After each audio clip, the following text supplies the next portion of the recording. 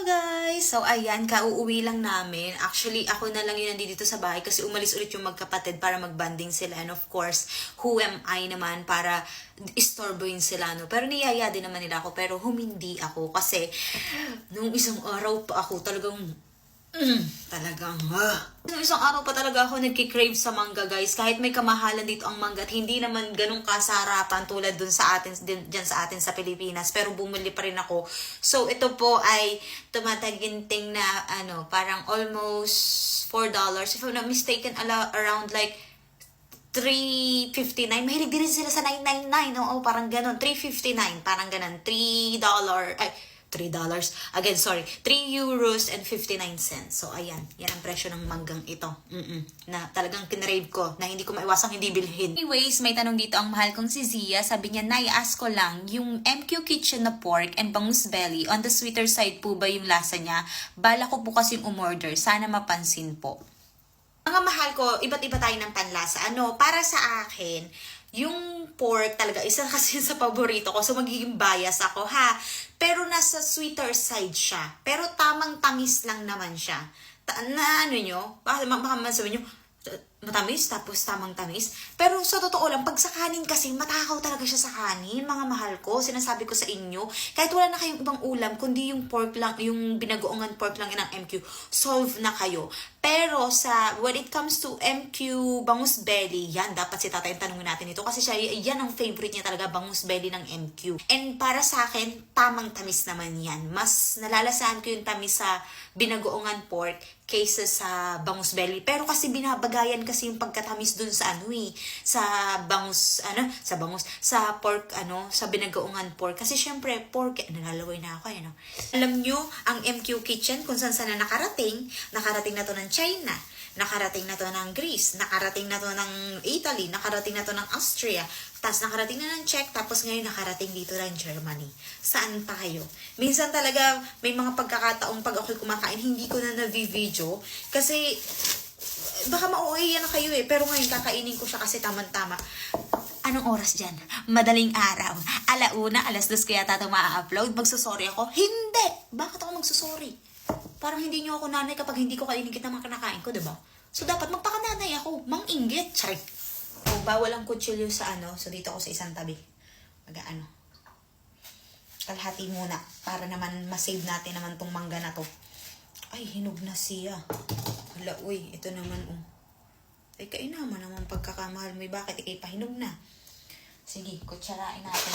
Magpakaartihan tayo para lalong dumami yung haters natin. Magsasabi sa atin na tayo ay saksa ka ng arte, hindi naman daw bagay. Ano naman, kung hindi bagay. Alam mo, kayo lang pwede mag-inarte. How? Ito ang gamit ko ngayon, ang MQ Binagoongan Tamang Alat naman to, guys. Ito yung bagong release nila. Paano nyo nasabing tamang alat siya, yung bagong release? Kasi po, yung label niya dito ay black. Pag yung puti, tamang tamis po yun. Pero ito, tamang alat.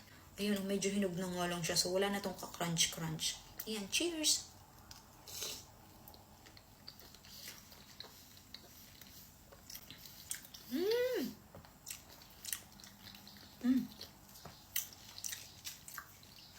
Oh my gosh. That's so good. Itong bagong release nila talaga na tamang alat. Ang sarap talaga.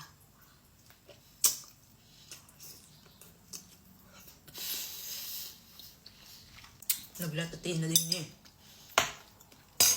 Puro artehan kasi. Bigyan pa natin. Siyempre, pag hindi ko kayo hinili ng pagkain ko ng MQ, hindi nyo ako nanay. Ay, nanay nyo ako. Kaya hihiliin ko kayo ng ganitong oras. Kainin pa natin isang piece niya.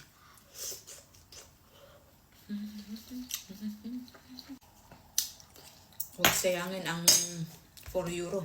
Ako'y taka sa manggang ito. Pagkakamahal ay hindi naman mapantayan yung asim sa sa mangga ng Pilipinas. Minsan na lang talaga pag gumagastos ako ng gayan, hindi ko na lang talaga kino-convert. At pag na-convert ko, ay talagang mapipigilan ng gastos. Ayan MQ. Tapos mangga.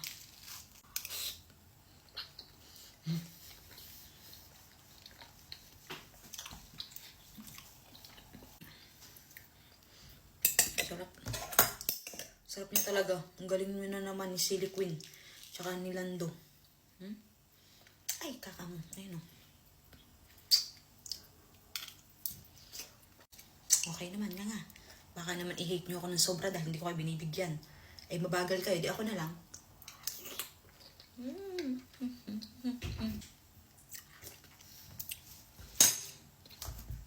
Ito ang problema. Hindi tayo mahilig kumain ng buto. Siguro ititira ko to sa asawa ko. Kasi hindi ako mahilig kumain ng buto talaga. Pero yan. Ayan. Ayan. Kasi magsasabing hindi masarap ang MQ. Pumarinikate ng mga kutusan ko kayo.